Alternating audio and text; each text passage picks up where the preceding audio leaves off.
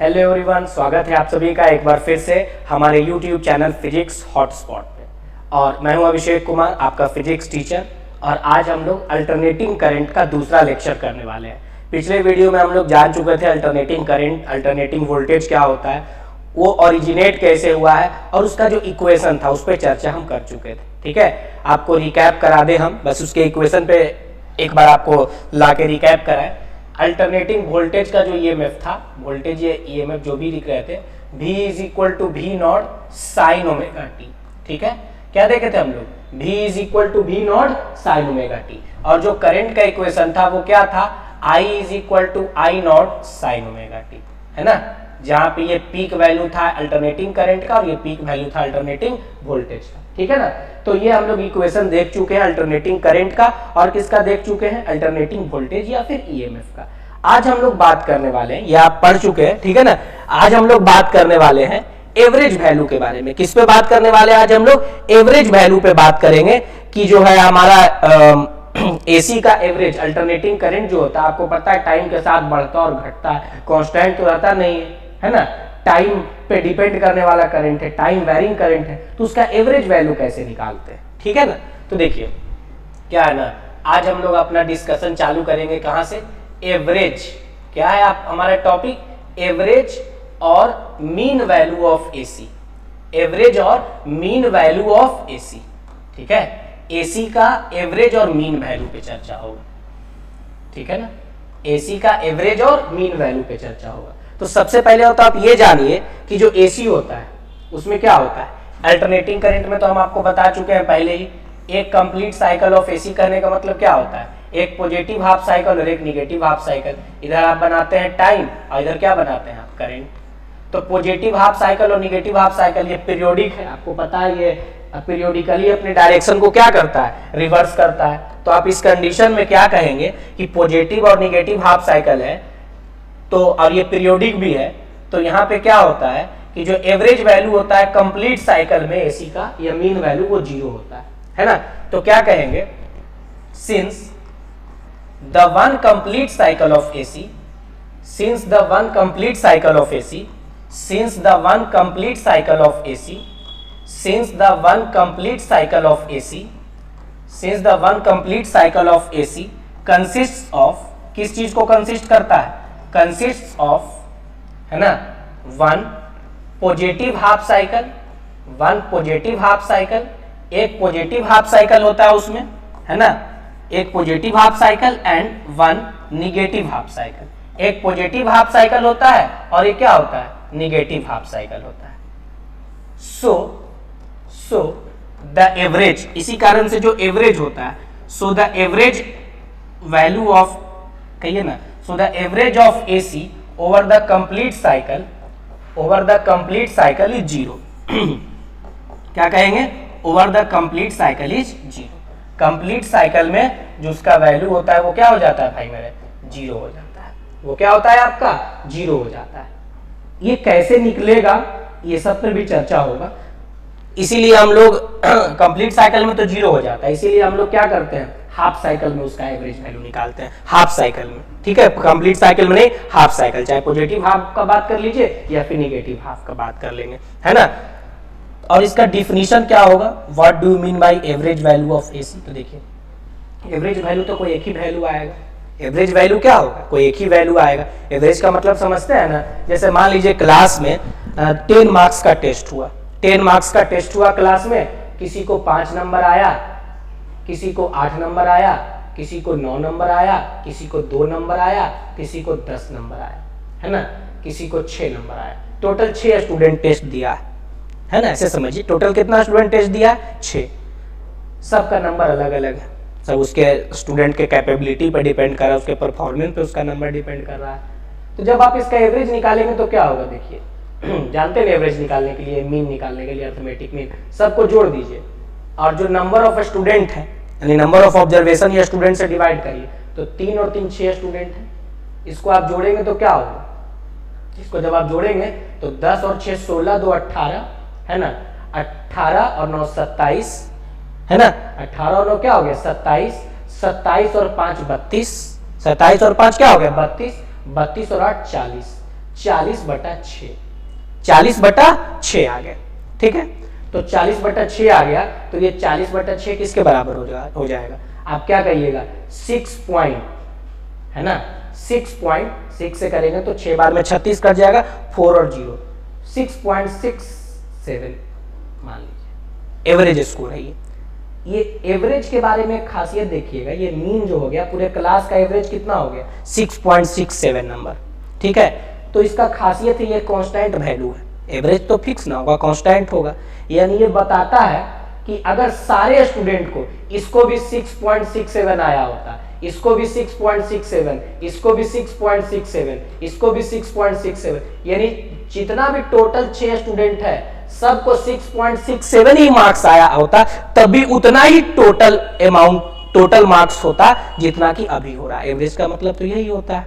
ठीक है, तो एवरेज एक जनरल वर्ड, एवरेज का मतलब आपको आना चाहिए, ये नहीं कि एवरेज जानते हैं निकालते हैं। एक एक्चुअल मीनिंग क्या होता है एवरेज का? एवरेज स्पीड है, तो एवरेज स्पीड निकालते हैं तो क्या बताते हैं एवरेज स्पीड? एवरेज स्पीड वो कांस्टेंट स्पीड होता है जिससे अगर बॉडी चला होता, क्या बोले? एवरेज स्पीड वो कांस्टेंट स्पीड होता है जिससे अगर बॉडी चला होता तो उतने ही समय में उस दूरी को कवर करता जितने समय में वो वेरिएबल स्पीड से चल के कवर किया है। तो चला नहीं है, लेकिन अगर उस स्पीड से चला होता और एवरेज स्पीड से चला होता, यानी वो कांस्टेंट स्पीड से अगर वो चला होता, मान लीजिए एवरेज स्पीड आ गया 20 किलोमीटर पर आवर, तो अगर अपने पूरे जर्नी को उस कांस्टेंट 20 किलोमीटर पर आवर से कवर किया होता तो उतने ही समय में उस जर्नी को कवर करेगा जितना में कि वो वेरिएबल से चल के कवर किया होगा। तो एवरेज का मतलब ये होता है। तो यहाँ पे 6.67 एवरेज है, तो कहने का मतलब ये है कि अगर इतना नंबर सारे स्टूडेंट को आया होता तब भी ये सारे नंबर का सम उतना ही होता जितना कि अभी हो रहा है। समझ गए बात को? तो इस तरीके से हम लोग एवरेज निकालते हैं। ठीक है ना, तो यहाँ पे एवरेज का क्या मतलब है ये तो आपको बता दिए कि कंप्लीट साइकिल में आप एवरेज निकालेंगे 0 हो जाएगा, क्योंकि पॉजिटिव और नेगेटिव होने के कारण एवरेज वैल्यू क्या हो जाता है? प्लस माइनस कैंसिल करके 0 कर देता है उसको। ठीक है, तो इसीलिए हम लोग एक हाफ साइकिल का एवरेज वैल्यू निकालते हैं। तो एवरेज वैल्यू क्या है एसी का? यहाँ पे एवरेज वैल्यू ऑफ एसी में क्या, जैसे हम लोग एवरेज स्पीड का डिफिनेशन आपको बता दिए, एवरेज मार्क्स का भी डिफिनेशन हम आपको समझा दिए, लेकिन एक्चुअल में जो एवरेज वैल्यू ऑफ एसी जो हम लोग यहाँ पे पढ़ने वाले हैं उसका मतलब क्या है, इस पे चर्चा हो। ठीक है ना, तो देखिए क्या होगा भाई, एवरेज वैल्यू ऑफ एसी का मतलब क्या होता है, इसका डिफिनेशन देखिएगा। तो कहेंगे the average value of AC, the average value of AC is that steady current. Steady करने का मतलब क्या होता है? Constant. Is that steady current, ये वो स्टेडी करंट है। यहां पे हम लोग रुकेंगे, यहाँ पे रुकेंगे, क्यों रुकेंगे यहाँ पे हम लोग इसलिए रुकेंगे क्योंकि यहाँ पे हमको ये देखना होगा कि कौन स्टेडी करंट का हम लोग बात कर रहे हैं। ठीक है, तो स्टेडी करंट वही स्टेडी करंट जो कि उतना ही चार्ज सर्किट में भेजेगा। ध्यान दीजिएगा क्या बोल रहे हैं, करंट क्यों बहता है? Due to flow of charge, है ना। तो क्या बोल रहे हैं, average value of AC is that steady current, ये वो स्टेडी करंट होगा which would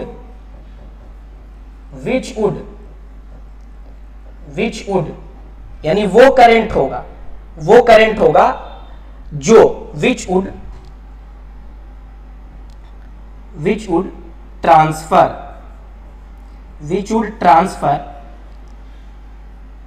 the same amount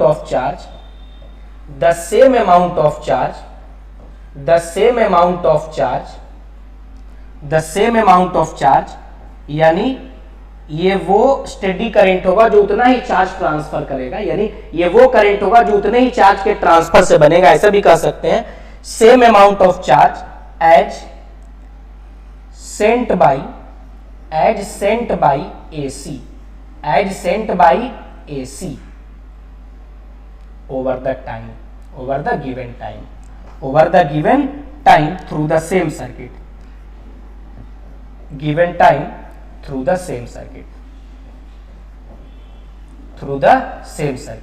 यानी सेम सर्किट से, क्या बोल रहे हैं, सेम सर्किट से अगर हम एसी बहाते हैं, आप ऐसे समझिए, सेम सर्किट से अगर हम एसी बहाते हैं, ठीक है, तो एसी तो टाइम के साथ चेंज कर रहा होगा, लेकिन एक टोटल अमाउंट ऑफ चार्ज होगा जो समय के साथ बहा होगा, है ना। मान लीजिए कि एसी का आधा साइकिल खत्म हुआ 5 सेकंड में, तो उतना देर में कुछ चार्ज तो बहा होगा, लेकिन उस आधे सेकंड के लिए, उस आधे साइकिल के लिए एसी का वैल्यू तो कांस्टेंट रहा नहीं है, वो बदल रहा होगा, वो तो टाइम के साथ बढ़ा होगा, फिर घट के 0 हुआ होगा।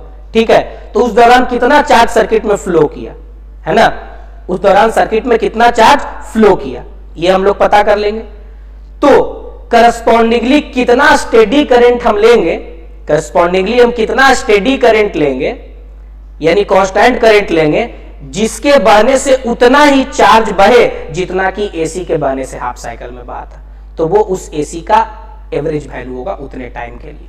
ये आप समझ जाइए। जैसे आप होता है ना, चार्ज बराबर क्या होता है, देखिए, है ना, चार्ज बराबर क्या होता है, ये पढ़े है ना, आई बराबर क्या होता है, dq by dt, dq by dt, तो dq इज इक्वल टू क्या होगा, आई dt। तो देखिए यहां पे एवरेज वैल्यू अगर आप ले लेते हैं करंट का, क्या ले लेते हैं, एवरेज वैल्यू,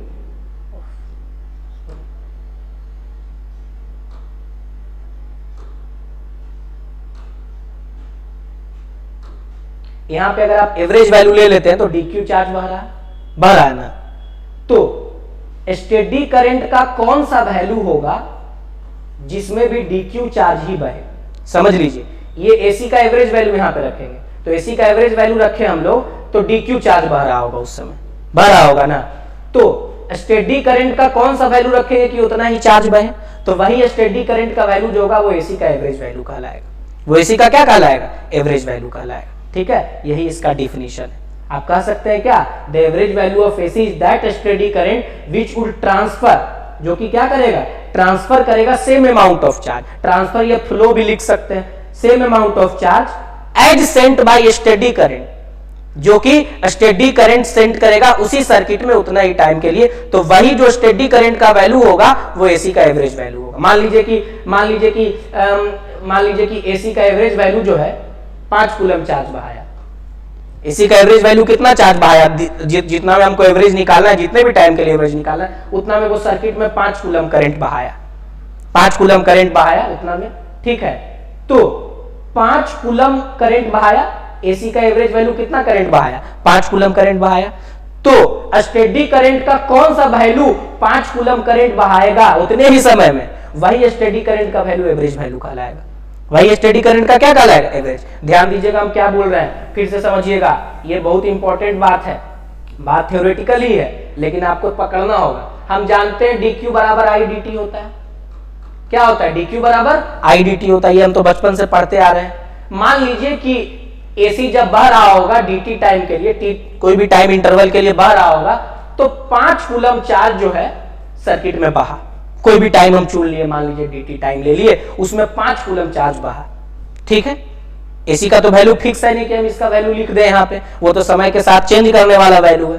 तो 5 कूलम चार्ज बहा, तो कांस्टेंट करंट का कितना वैल्यू लेंगे कि उतना ही चार्ज बहे, कांस्टेंट करंट का कितना वैल्यू लेंगे, कांस्टेंट करंट से तो हम लोग निकाल सकते हैं ना 5 कूलम चार्ज कितना टाइम में बहेगा, तो कांस्टेंट करंट वो कांस्टेंट करंट जो कि 5 कूलम चार्ज सर्किट में बहा है ना, तो वही कांस्टेंट करंट इस एसी का एवरेज वैल्यू कहलाएगा, वही स्टेडी करंट इस एसी का क्या कहलाएगा, एवरेज वैल्यू। यानी वो कांस्टेंट करंट जो 5 कूलम चार्ज बहा दे रहा है उतने ही टाइम में जितना कि एसी बहा रहा है, तो वही कांस्टेंट करंट, वही स्टेडी करंट उस एसी का एवरेज वैल्यू कहलाएगा। वही हम डिफिनीशन में भी क्या किए हैं, लिखे हैं, समझ गए। अब है इसका हमको एवरेज वैल्यू निकालना है। फुल साइकिल के लिए तो 0 होगा, वो हम दिखा भी देंगे आपको करके अभी, लेकिन जो हम लोग हाफ साइकिल के लिए कैसे निकालेंगे, तो देखिए अब हम लोग कैलकुलेशन में आएंगे। किसमें आएंगे, कैलकुलेशन में, ठीक है ना। क्या लिखेंगे, calculation of average value of AC, average value of AC, है ना। एवरेज वैल्यू ऑफ एसी के कैलकुलेशन में आएंगे। तो पहला सिचुएशन जो अपना होगा, पहला सिचुएशन जो होगा फॉर कंप्लीट साइकिल, हम लिख चुके हैं कि कंप्लीट साइकिल के लिए 0 होता है, लेकिन निकालने का तरीका आपको आना चाहिए। For complete cycle, complete cycle के लिए कैसे निकालेंगे, तो किसी भी फंक्शन का एवरेज वैल्यू अगर आपको निकालना होगा, ठीक है ना, तो देखिए क्या होगा, आई एवरेज या आई मीन जो भी कह दीजिए, इसको ऐसे भी आप लिख सकते हैं। लिख दिए आप ऐसे, लिखे ना, ठीक है। दोनों तरीका से याद रखिएगा, किसी भी फंक्शन का एवरेज वैल्यू निकालना है इंटीग्रेशन का साइन लगाइए आई डी टी जिसका, ठीक है, और डिवाइडेड बटा डी टी, ये एवरेज वैल्यू है, ये फॉर्मूला एवरेज वैल्यू का है ना। ये जो लोग मैथ, जो इंजीनियरिंग के स्टूडेंट होंगे, जो मैथमेटिक्स पढ़ते होंगे, वो जानते होंगे कि किसी भी फंक्शन का एवरेज वैल्यू ऐसे ही निकलता है ना। उसको इंटीग्रेट कर दीजिए वेरिएबल के रिस्पेक्ट में और डिवाइडेड बटा जो वेरिएबल है उसको भी इंटीग्रेट करिए, जितना भी टाइम के लिए आपको निकालना है। हाँ, यहाँ पे लोअर लिमिट और अपर लिमिट भी रखेंगे, समझ गए बात को।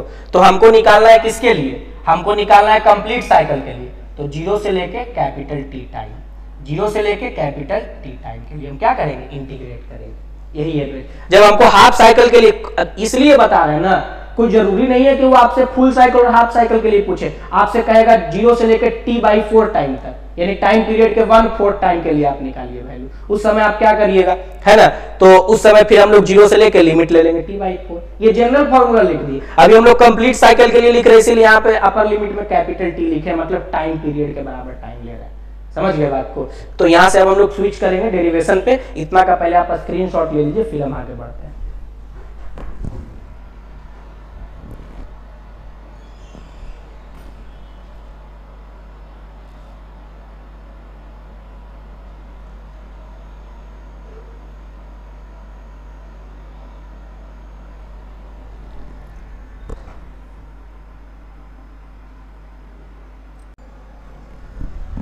देखिए, तो क्या हम देख लिए यहाँ पे, अब यहाँ पे हम लोग जो देख लिए उसमें हम लोग देखे कि भाई अगर हमको एवरेज वैल्यू निकालना है या मीन वैल्यू निकालना है एसी का, तो हम लोग क्या देख लिए, मीन वैल्यू ऑफ एसी यानी आई मीन, ऐसे भी लिखते हैं हम लोग, ऐसे ही लिखा जाता है जनरली।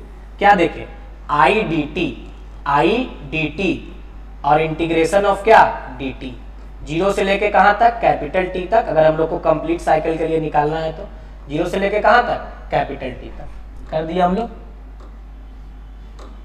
ठीक है ना। जीरो से लेके कहां तक भाई मेरे, कैपिटल टी तक हम लोगों को निकालना है, ठीक है। जीरो से लेके कैपिटल टी तक हम लोगों को निकालना है। तो अब हम लोग यहां से देखिए, आई का वैल्यू तो आपको पता है एसी में, ये तो आई एवरेज है ना। आई का वैल्यू आपको एसी में पता होना चाहिए, क्या होता है, आई के जगह पे क्या लिखिएगा, I is equal to I not sine omega t, I not sine omega T, और डी टी के जगह डी टी लिख दिए, जीरो से लेके कहां तक, कैपिटल टी तक। और देखिए डी टी का इंटीग्रेशन तो टी होगा, है ना, dx का x dt का t, जीरो से लेके कहां तक, कैपिटल टी तक। तो ये लिख दीजिएगा यहाँ से। अब जो कांस्टेंट है, इंटीग्रेशन करना होगा आपको, जो कांस्टेंट है उसको आप बाहर निकाल दीजिए, आई नॉट बाहर निकल जाएगा, अंदर इंटीग्रेशन किसका होगा, sign omega T D T, sign omega T D T, zero से लेके कहां तक, कैपिटल टी तक। और इसका इंटीग्रेशन तो t हो ही गया, अपर लिमिट माइनस क्या, लोअर लिमिट कर देंगे, है ना। अपर लिमिट कैपिटल टी और लोअर लिमिट क्या होगा, जीरो कर दिया हम यहाँ से। तो ये क्या बच गया आपका, ये हो जाएगा आपका, यहाँ से आप लिख दीजिएगा ना, देखिए सीधे आप करिए ना, जो आई नॉट बटा टी को बाहर रखते हैं अभी फिलहाल हम, आई नॉट बाई टी को आप क्या करिएगा, बाहर रखिएगा। अंदर बच गया आपका sign omega T D T, क्या बच गया आपका, sign omega T D T. तो साइन ओमेगा टी का जो इंटीग्रेशन होता है ना, साइन ओमेगा टी का इंटीग्रेशन क्या होगा, ओमेगा कांस्टेंट होता है, तो साइन का जीरो से लेके कहां तक, कैपिटल टी तक कर रहा है, साइन ओमेगा टी का इंटीग्रेशन क्या हो जाएगा, माइनस कॉस ओमेगा टी। ध्यान दीजिएगा, साइन ओमेगा टी का इंटीग्रेशन क्या होगा, माइनस कॉस ओमेगा टी और बटा ओमेगा, ये इसका इंटीग्रेशन हो गया, जीरो से लेके कहां तक, कैपिटल टी तक। फिर जो कांस्टेंट है उसको बाहर निकाल दीजिए आप, तो क्या बच गया, आई नॉट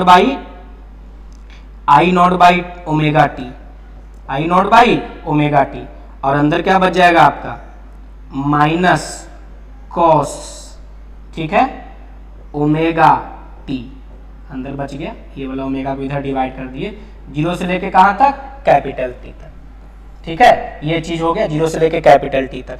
तो यहां से आप लिखेंगे फिर आई नॉट बाई ओमेगा टी, ठीक है, और यहां से minus cos, upper limit omega तो कांस्टेंट है ना, ये जो टी का वैल्यू है, ये कैपिटल टी देखेंगे यहाँ पे स्मॉल टी के जगह पे, तो एक बार अपर लिमिट रखेंगे, तो अपर लिमिट रख दिए, और माइनस माइनस प्लस हो जाएगा, क्यों, ये माइनस और upper limit minus lower limit वाला माइनस, तो माइनस माइनस से क्या हो गया, प्लस हो गया, ठीक है, प्लस कॉस जीरो। कहिएगा जीरो क्यों लिख दिए यहाँ पे आप, ये बताइए हमको। तो यार लोअर लिमिट जीरो रखेंगे तो ये जीरो मल्टीप्लाई करेंगे तो पूरा ना जीरो हो जाएगा, ठीक है। तो ये पूरा क्या हो गया आपका, जीरो हो गया, कॉस जीरो हो गया, ठीक है। टी का टी का वैल्यू जीरो रखे तो स्मॉल टी का, तो यहाँ से बच गया आई नॉट। अब देखिए ओमेगा के जगह पे आप क्या रख सकते हैं, 2 पाई बाई टी। कहिएगा क्यों ऐसा किए, क्योंकि ऑलरेडी बगल में कैपिटल टी था, काट सकते हैं हम लोग, टी से टी तो कट गया। यहाँ भी हम लोग क्या करेंगे पता है, माइनस कॉस। ओमेगा के जगह पे क्या रखिएगा, ओमेगा के जगह पे रखिएगा 2 पाई बाई टी, बता चुके हैं पिछले दिन, और इंटू कैपिटल टी और प्लस कॉस जीरो, है ना। तो कॉस जीरो क्या होता है, 1। कॉस जीरो क्या होता है, 1। टी से टी तो कट गया भाई मेरे, टी से टी क्या हो गया, कट गया। तो यहां से हो गया I nought by 2 pi, I nought by 2 pi minus cos 2 pi. Cos 2 pi क्या होता है पता है आपको, कॉस 2 पाई, कॉस पाई होता है -1 और कॉस का वैल्यू प्लस -1 होता है पाई के इंटीग्रल मल्टीपल पे। तो कॉस पाई -1 है तो 2 पाई क्या हो जाएगा, +1। तो ये माइनस माइनस लिख दिए और इसका वैल्यू क्या हो गया, 1 और +1। तो -1 और +1 मिला के क्या हो गया, ये 0। तो इसीलिए जो ये 0 हो गया तो कुछ भी रहेगा तो वो 0 ही हो जाएगा। इसीलिए आई का जो एवरेज वैल्यू आ गया या आई का जो मीन वैल्यू आ गया, जो भी कर दीजिए, ओवर द कंप्लीट साइकिल, याद रखिएगा 0 से लेके पूरे टाइम इंटरवल के लिए क्या हो जाएगा, 0। वो क्या हो गया, 0। यही बात तो हम लिखे थे, एसी का कंप्लीट साइकिल पर एवरेज वैल्यू क्या होता है, 0 फॉर कंप्लीट साइकिल। ऐसा मत बोल दीजिएगा कि एसी का एवरेज वैल्यू 0 होता है, साइकिल का बात करेगा तब। For complete cycle, complete cycle के लिए इसका वैल्यू क्या होगा, 0। अब देखिए कंप्लीट साइकिल के लिए निकाल लिया तो किसी चीज के लिए भी किसी भी टाइम इंटरवल के लिए एवरेज वैल्यू निकाल सकते हैं आप कहेंगे हाफ के लिए, तो देखिए इसी डेरिवेशन से हम लोग रिजल्ट उठा लेंगे। खाली यहाँ पे जो आप लिखे हैं ना 0 से लेकर टी तक, इसको टी न लिख के t/2 कर देंगे, बाकी सारा डेरिवेशन सेम होगा, बस ये टी न रह के क्या हो जाएगा, ये t/2 हो जाएगा। देखिए यहीं पे हम आपको करके दिखा देते हैं, तुरंत ही अभी कर देते हैं आपके लिए, तो हम है ना क्या करेंगे, देखिए अब हम लोग बात करेंगे सिचुएशन 2 आ जाते हैं तुरंत। सिचुएशन 2 में for half cycle, for half cycle, जब आप हाफ साइकिल के लिए बात करेंगे, किसके लिए बात करेंगे भाई मेरे, हाफ साइकिल के लिए बात करेंगे, तो वही तरीका है, तरीका नहीं बदलेगा भाई, खाली लिमिट बदलेगा। क्या करिएगा, लिखेगा आई डी टी और इंटीग्रेशन ऑफ डी टी 0 से लेके t/2 टाइम तक और 0 से लेके t/2 टाइम तक। तो इसके बाद हम लोग क्या करेंगे, तरीका बिल्कुल सेम रहेगा, बस ये इसको यहां से उठाते हैं, ये इक्वेशन 1 इसको आप उठा सकते हैं, यहां से उठा के पता है क्या करेंगे, यहाँ पे जो t लिखे है ना, यहाँ पे t ने t/2 लिखना होगा, क्योंकि एक्चुअल में ये जो t आया है ना, यहाँ पे तो भी 0 से t/2 करना होगा, तो इस t को क्या लिखना होगा, t/2 लिखेंगे। तो आपका जो बच जाएगा यहाँ से, आगे क्या करना होगा आपको, आगे आप लिखेंगे I average is equal to, क्या लिखेंगे, I average is equal to, देखिएगा ध्यान से आप लिखेंगे ना, I average is equal to, यहां से बस ये इक्वेशन उठा के रखते हैं, क्या रखते हैं, आई नॉट बटा ओमेगा टी, ओमेगा टी नहीं, क्या बोले, ओमेगा टी नहीं, t/2 करेंगे लिमिट में, तो ये t/2 ना हो जाएगा, तो t/2 हो गया, और क्या बच जाएगा, माइनस कॉस ओमेगा टी, और लिमिट जो लिए वो 0 से लेके कहां लेंगे, t/2 तक, कहां लेंगे, 0 से लेके t/2 तक लिमिट लेंगे, तो बस हो गया, और क्या, तो ये ऊपर चला जाएगा 2, तो क्या बचेगा 2 आई नॉट, और नीचे ओमेगा के जगह आप रख दीजिए 2 पाई टी, ओमेगा के जगह पे क्या रखिएगा 2 पाई टी, और इंटू टी के जगह टी रख दिया, टी के जगह क्या रख दिया आप टी, तो टी से टी कट गया यार, 2 से 2 कट गया, बाकी यहां देखिए माइनस कॉस, फिर ओमेगा के जगह वही करते हैं 2 पाई टी रखते हैं, और into upper limit, small T के जगह अपर लिमिट रखिए, अपर लिमिट क्या है t/2, और माइनस कॉस, लोअर लिमिट में 0 लगाना होगा, क्यों, क्योंकि स्मॉल टी के जगह 0 रखेंगे तो पूरा ओमेगा टी वाला टर्म क्या हो जाएगा, 0 हो जाएगा। तो यहां से आप लिखेंगे, सब कुछ तो कट ही गया है, खाली यहाँ पे क्या बचा हुआ है, आई नॉट बाई पाई, और t से t कैंसिल हो गया, 2 से 2 मर गया, तो बचेगा क्या, यहाँ पे माइनस नहीं प्लस होगा, क्यों प्लस बोल रहे हैं पता है आपको, upper limit minus lower limit होता है ना, तो माइनस फॉर्मूला वाला माइनस प्लस ये वाला माइनस मिला के प्लस हो गया, तो ये बच गया आपका क्या, 2 से 2 कट गया, तो ये सिंपल बच गया cos पाई और प्लस cos 0, ठीक है। तो ये क्या हो गया, आई नॉट बटा पाई, cos पाई मतलब cos 180 होता है -1, और ये वाला माइनस, तो माइनस माइनस क्या हो जाएगा प्लस, 1 + 1 क्या हो गया 2, तो आपका बच गया। इसीलिए जो आपका एसी का एवरेज वैल्यू हो गया हाफ साइकिल के लिए वो क्या हो गया 2I0/π। ये हाफ साइकिल के लिए है, फुल साइकिल के लिए 0 है। फॉर हाफ साइकिल है ना, हाफ साइकिल के लिए आपका जो वैल्यू आ गया वो कितना आ गया, एवरेज वैल्यू वो 0 आ गया 2I0/π। ठीक है ना, क्या आ गया 2I0/π। बस यही था, तरीका बिल्कुल सेम है, बस लिमिट में 0 से t/2 लगाना। तो बस अपर लिमिट t/2 हो गया, उसके कारण ये चेंजेस आया है। और हाफ साइकिल में एसी का एवरेज वैल्यू क्या होगा 2I0/π, और कंप्लीट साइकिल में क्या होता है भाई 0 होता है। ऐसे भी साइन का जो एवरेज वैल्यू होता है ना, क्योंकि ये साइन का फंक्शन, ये कॉस का फंक्शन है, एवरेज वैल्यू साइन और कॉस वाले फंक्शन का कंप्लीट साइकिल में हमेशा 0 रहता है। मैथ वाले स्टूडेंट जानते होंगे, है ना।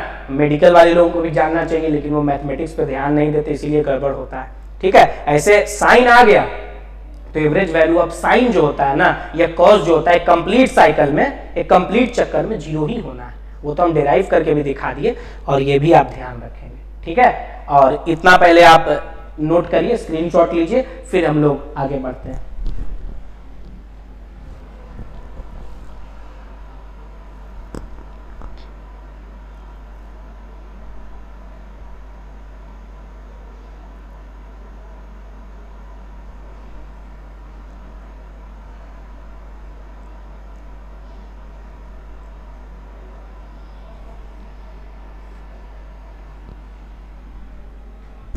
देखिए अब क्या है, अब हम लोग देख लिए, तो ऐसा नहीं कि केवल करंट के लिए, वोल्टेज के लिए भी, है ना।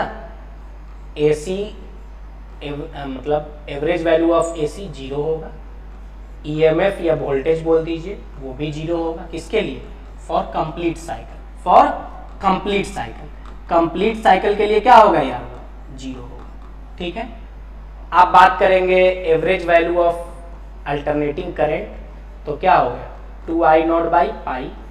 वोल्टेज के लिए बोलेंगे तो क्या होगा 2V0/π, 2V0/π। बस यही है, ये किसके लिए, for half cycle, for half cycle. देखिए सारा इक्वेशन इकट्ठे मेरे पास आ जाएगा। ठीक है, जब इकट्ठे मेरे पास इक्वेशन आ जाएगा, जैसे ये I0 V0 तो जानते हैं पीक वैल्यू है, फिर हम लोग एवरेज निकाल लिए, तो इस तरीके से फिर हम लोग अभी RMS वैल्यू निकालेंगे, है ना। तो इस तरीके जब सारा वैल्यू मेरे सामने आ जाएगा, तो फिर हम लोग इक्वेशन पे बेस्ड ढेर सारा क्वेश्चंस करेंगे। ठीक है ना, तो ये बात हो गया हमारा average value of AC complete cycle और हाफ साइकिल के लिए। अब हम लोग बात जो करेंगे ना, अब हम लोग किस चीज के लिए बात करेंगे, अब हमारा चर्चा होगा मीन स्क्वायर वैल्यू और root mean square value of AC, है ना। अब हम लोग किस बात पे चर्चा करेंगे, mean square value of AC, या फिर किस पे बात होगा हम लोगों का, root mean square value of AC पे बात करेंगे, यानी जिसको हम लोग शॉर्ट में आरएमएस वैल्यू बोलते हैं। बहुत कॉमन शब्द है, आप सुने भी होंगे बचपन में, है ना।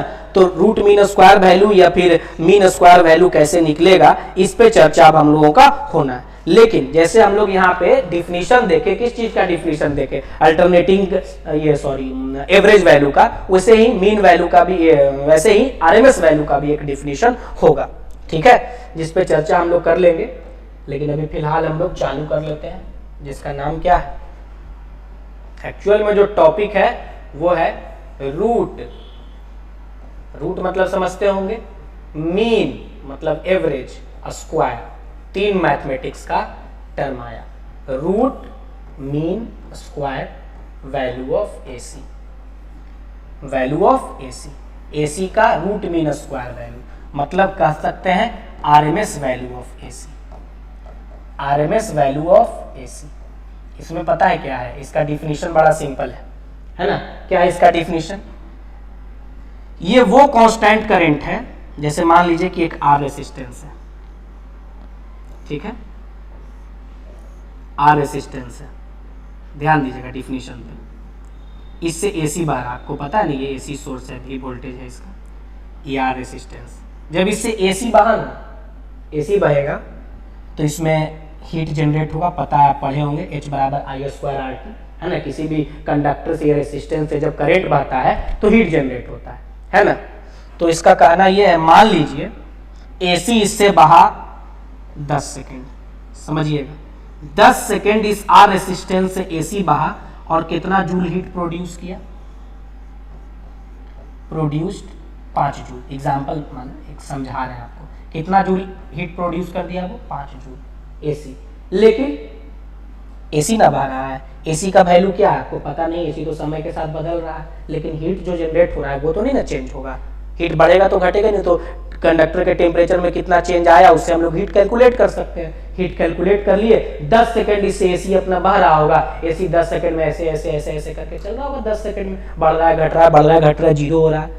एक्चुअल वैल्यू तो उसका हम नहीं बता सकते हैं कि कितना हुआ 10 सेकंड में वैल्यू, वो तो उतना बढ़ रहा है घट रहा है, वो अपने रफ्तार में अपने लय में चल रहा है, उसका रिदम है वो, उसको सेट है उसको, तो ऐसा हो रहा। तो ठीक है, समझ में आ गया ये कि 5 जूल एसी बहा इससे। अब देखिए अब क्या करेंगे, एक कांस्टेंट करंट इससे बहाएंगे आर रेसिस्टेंस, यही सेम सर्किट आर रेसिस्टेंस। अब एसी नहीं लेंगे हम, स्टेडी करंट लेंगे। मान लीजिए कि हम डीसी सर्किट जोड़ दिए, डीसी सर्किट जोड़ दिए ना, समझ रहे हैं ना बात को, इसमें कुछ करंट बहा होगा जो भी होगा। ये ऐसे बनाने का मतलब कि हम डीसी यूज कर रहे हैं, ये भी वोल्टेज दिए हम, सब कुछ सेम है मामला, है ना, आर रेसिस्टेंस भी वही है। इससे देखे उतने ही समय के लिए हम लोग 10 सेकंड के लिए, टाइम हमारे पास पहले से डाटा में मिला हुआ है 10 सेकंड, 10 सेकंड करंट बहाए और यहाँ पे भी 5 जूल हीट प्रोड्यूस होना चाहिए। ये भी कितना हीट प्रोड्यूस करेगा, 5 जूल ही हीट प्रोड्यूस करेगा। करंट कितना बहाएंगे यार हम, 10 सेकंड, उधर से ही डाटा लाएंगे, कितना हीट प्रोड्यूस करेगा 5 जूल, है ना। तो रेसिस्टेंस का वैल्यू कुछ होगा, मान लीजिए रेसिस्टेंस मान लीजिए कि 2 ओम है, वही रेसिस्टेंस कितना हो गया 2 ओम। तो अब यहाँ पे तो हम कैलकुलेट कर सकते हैं कि कितना करंट बहेगा उतने टाइम के लिए कि वो भी 5 जूल हीट प्रोड्यूस करेगा। तो हम लोग H बराबर आई स्क्वायर आर टी लगा दिए, डिफिनीशन अभी खाली समझा रहे हैं। H बराबर क्या लगा दिया, आई स्क्वायर आर टी। H कितना है 5 जूल, I कितना है नहीं पता, R कितना है उठा से उठा के लाए, सेम सर्किट में सेम टाइम के लिए बाहर है, कितना देर के लिए 10 सेकंड के लिए, तो 20 हो गया यार, कितना हो गया ये 10 दूनी 20, 5 से इसको 2 बार में आप काट दीजिए, 5 से इसको 2 बार में क्या कर दीजिए आप काट दीजिए, कट जाएगा 10।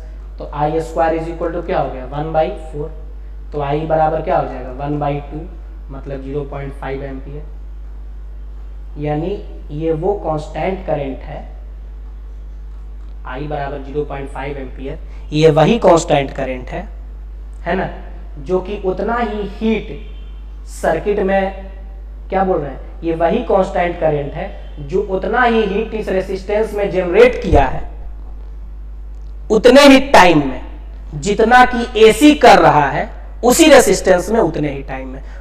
ठीक है, तो वो कांस्टेंट करंट इस एसी का आरएमएस वैल्यू होगा। कहेंगे इस एसी का आरएमएस वैल्यू क्या होगा, तो कहेंगे कितना 0.5 एम्पियर, 0.5 एम्पियर। तो कहेगा what do you mean by RMS value of AC, तो कहेंगे एसी का आरएमएस वैल्यू, एसी का आरएमएस वैल्यू वो स्टेडी करंट है, वो कांस्टेंट करंट है, वो कांस्टेंट करंट है जो उतना ही हीट प्रोड्यूस करेगा दिए गए रेसिस्टेंस में उतने ही टाइम में जितना कि एसी कर रहा है सेम रेसिस्टेंस से फ्लो करके सेम टाइम में, सेम रेसिस्टेंस से फ्लो करके सेम टाइम में। तो this is the definition of क्या, RMS value of AC. What do you mean by RMS value of AC, तो कहेंगे RMS value of AC is that steady current, is that steady current which would produce the same amount of heat, which would produce the same amount of heat, जो same amount of heat produce करेगा, which would produce the same amount of heat through given resistance, through given resistance in the given time as produced by AC flowing through the same resistance in same time। समझ गए, यानी ये वो steady current है, यानी 0.5 ampere constant current इससे हम दौड़ा दिए तो उतना ही हीट प्रोड्यूस कर दिया, कितना 5 जूल 10 सेकंड में, जितना कि एसी बह के कर रहा था। एसी का तो वैल्यू स्टेडी नहीं होता, इसीलिए ये एसी का वो स्टेडी वैल्यू, मतलब ये वो स्टेडी वैल्यू होगा जो उतना ही हीट जनरेट कर देगा जितना कि एसी अपने वेरिएबल वैल्यू के साथ किया है, 10 सेकंड में 5 जूल हीट प्रोड्यूस करने वाला काम किया है ना, वही ये करंट इसमें भी कर रहा है। तो ये कांस्टेंट करंट इस एसी का क्या हो गया, एवरेज वैल्यू हो गया, है ना। ये डिफिनीशन था जो हम आपको बता दिए, बोर्ड में आता है लिखने के लिए, और आपके दिमाग में भी ये चीज होना चाहिए। मैथमेटिकली जब इसको कैलकुलेट करेंगे तो फिर मैथमेटिक्स आ जाएगा, है ना। तो पहले आप इतना का स्क्रीनशॉट लीजिए, ताकि आप इसको नोट डाउन कर सके, फिर हम लोग इसको कैलकुलेट करेंगे।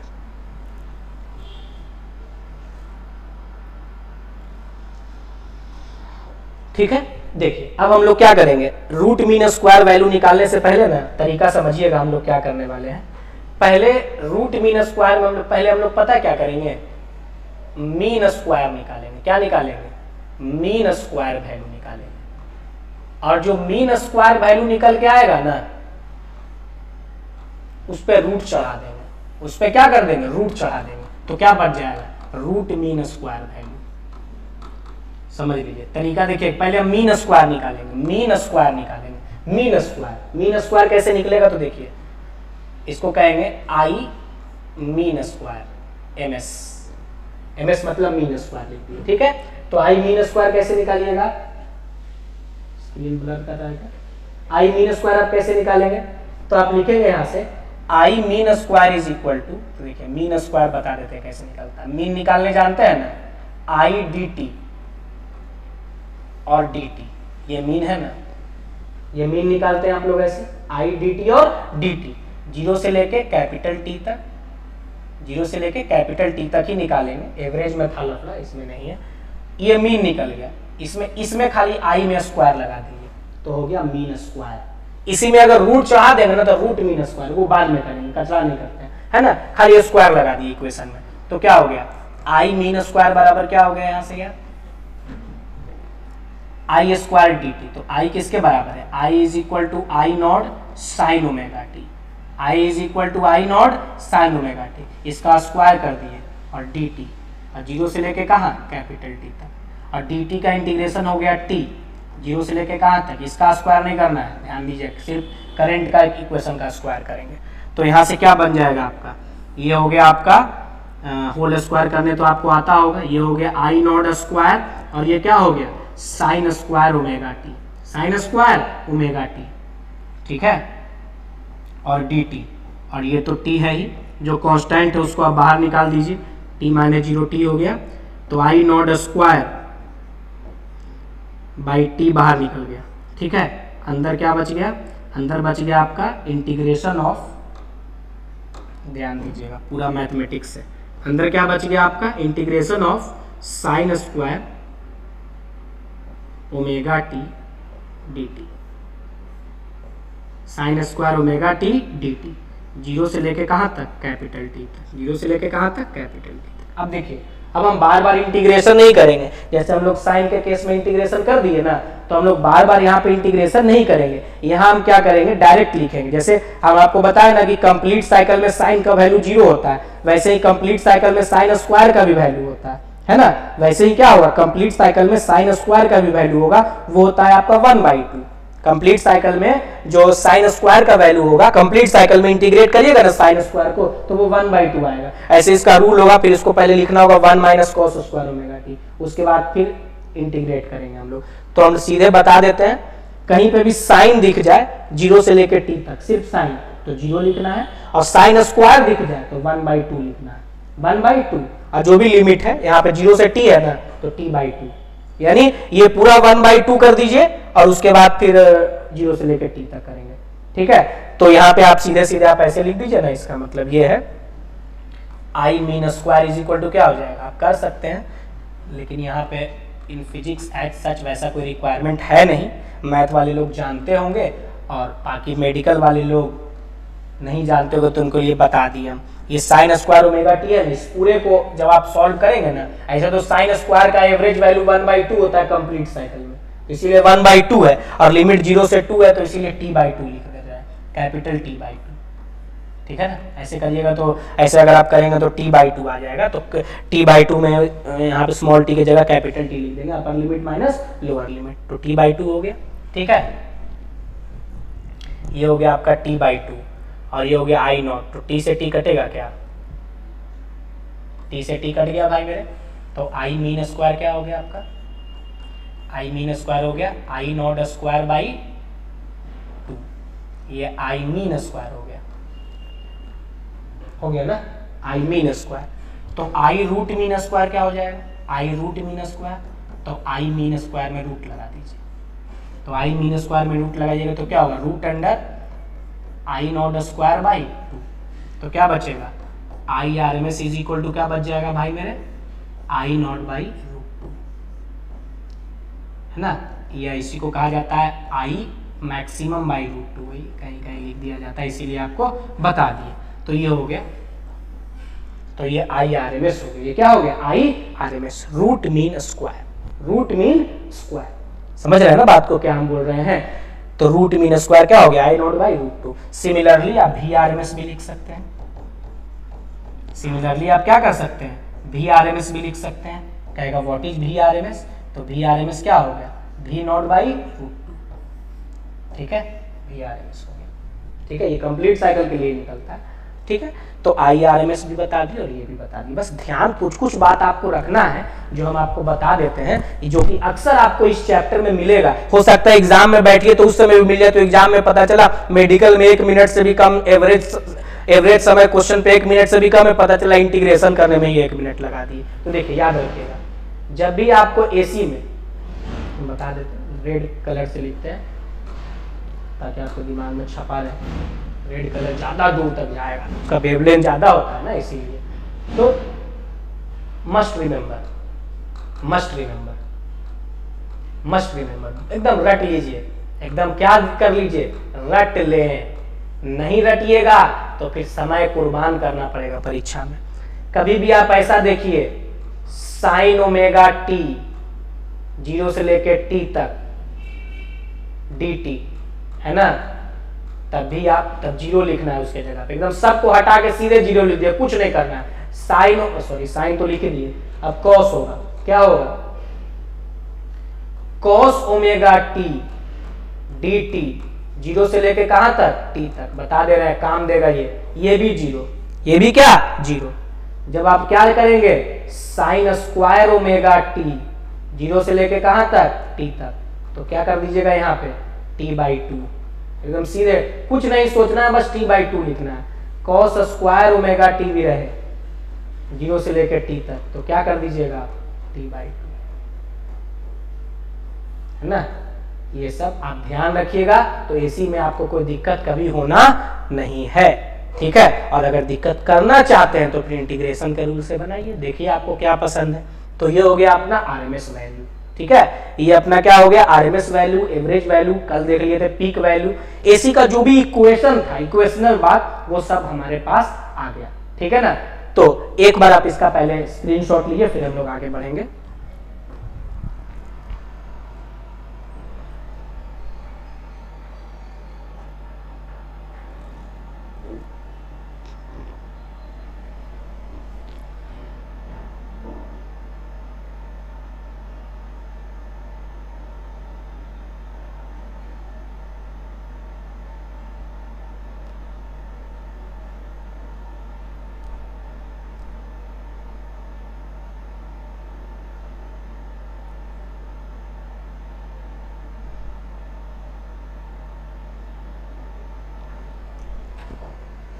देखिए, ठीक है। तो अब हम लोग अपने इक्वेशन पे आ चुके हैं। क्या है अपना इक्वेशन भाई, एक बार आपको इक्वेशन सारा हम रिकैप कर दें, है ना। इक्वेशंस अभी तक जो पढ़े हैं, इक्वेशंस रिलेटेड टू एसी, अभी तक जो पढ़े, ऐसा नहीं कि इतना ही इक्वेशन है, अभी तक जो पढ़े हैं, एक फेज जो है इक्वेशन का वो निकल गया। वो क्या क्या भाई मेरे, वो है अपना सबसे पहले I is equal to I not sine omega T, ठीक है। I का average value 0 for complete cycle, for complete cycle, ठीक है। और I का एवरेज वैल्यू, ऐसे एवरेज लिखा जाता है क्या 2I0/पाई, है ना, फॉर हाफ साइकिल, कोई भी हाफ साइकिल हो, पॉजिटिव हो चाहे नेगेटिव हो, फॉर हाफ साइकिल। I का मीन स्क्वायर वैल्यू, I का मीन स्क्वायर वैल्यू क्या है I0² 2, I का root mean square value I0/√2, I0/√2, समझ रहे हैं ना। सिमिलरली वोल्टेज के लिए भी यही होगा, for voltage, for alternating voltage, है ना, जो वोल्टेज होगा उसके लिए भी वही होगा, V इज इक्वल टू क्या V0 साइन ओमेगा टी, ठीक है। और क्या लिखेंगे यार यहां से, V का जो एवरेज वैल्यू,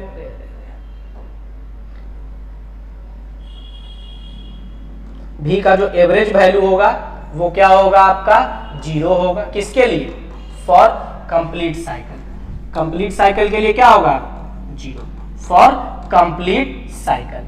कंप्लीट साइकिल के लिए क्या होगा 0। एवरेज वैल्यू ऑफ AC क्या होगा भाई मेरे 2I0/पाई for half cycle. For half cycle, half cycle के लिए क्या होगा आपका 0, सॉरी 2I0/पाई होगा। उसी तरीके से V का मीन स्क्वायर वैल्यू क्या होगा, तो V0² 2। V का रूट मीन स्क्वायर वैल्यू क्या होगा यार, तो क्या लिखेंगे V0/√2। ये याद रखिएगा। तो जो इजी टाइप का क्वेश्चंस होगा वो बन जाएगा और आगे हम लोगों को मदद भी मिलेगा। तो अगले वीडियो में जब हम आएंगे तो इससे रिलेटेड ग्राफ पे चर्चा करेंगे, ठीक है ना। नॉर्मली भी हम लोग ये ग्राफ देख चुके हैं करंट या वोल्टेज का, साइन वाला ग्राफ है तो ओरिजिन से चालू होगा I और T। एक कंप्लीट साइकिल AC का अपना यही है ना, निगेटिव साइकिल है ये 0, ये T/2 और ये क्या है T। समझ गए बात को।